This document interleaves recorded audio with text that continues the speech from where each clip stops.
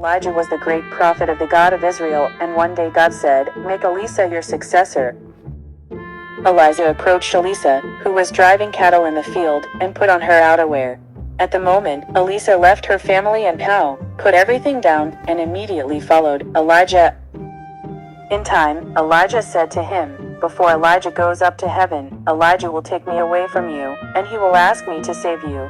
Do you want Elisha to have double the history of the Holy Spirit?" Then Elijah rode a fire horse and a fire chariot from the sky, and was swept up in the whirlwind and went up to the sky. Then the prophet Elisha picked up Elijah's coat, and went to the Jordan River, and threw it on the water of the outer wall, and the people who saw it said, "Now the Holy Spirit has come to Elisha. He has become the prophet of God." One day, Elisha went to Jericho. Jericho was a beautiful city, but the water there was rotten. People were sick, and the land was dry enough for farming. Elisha threw salt into a new bowl, threw water straws, and prayed to God. Then the water immediately became clear, and the bottle disappeared. Amazing things happen when you save God's power by faith.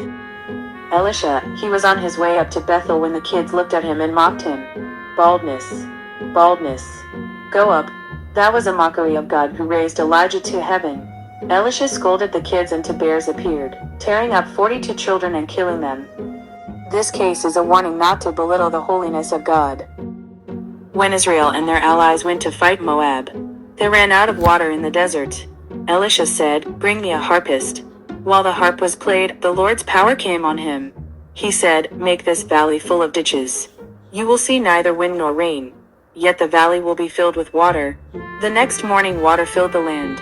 The Moabites saw the water shining like blood, and thought the kings had killed each other. They cried to the plunder, Moab, and ran in panic. God's plans unfold in ways that go beyond our imagination. After Elisha's servant died, a widow came to him in distress. Her two sons were about to be sold into slavery to pay debts. Elisha said, "Bring all the empty jars you have. Pour the remaining oil into them." She did as he said, and the oil kept flowing until every jar was full. She was able to pay off her debts, and still had plenty left. This shows how faith and obedience, even when uncertain, can be turned into overflowing blessings through God's power. A faithful woman always welcomed Elisha into her home. Elisha promised her that she would have a son, even though she had none. And the child was born as he said. But when the boy grew up, he suddenly died. The woman ran to Elisha in grief, crying, "Did I ask for a son? Did I not tell you not to deceive me?"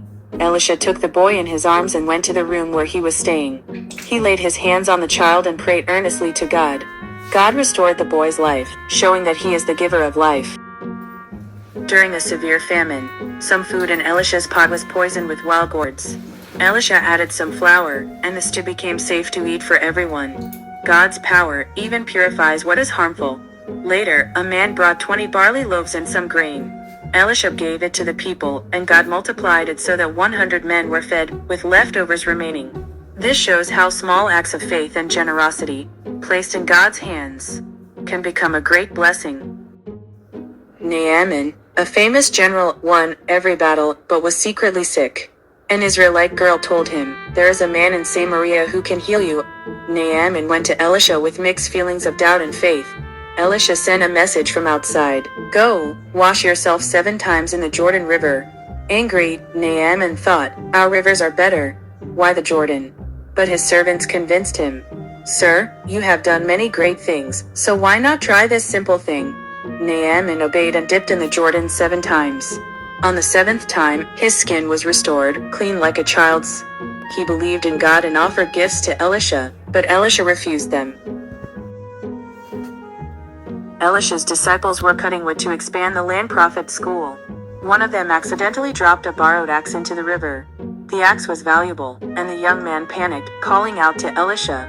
Elisha picked up a stick and threw it into the water.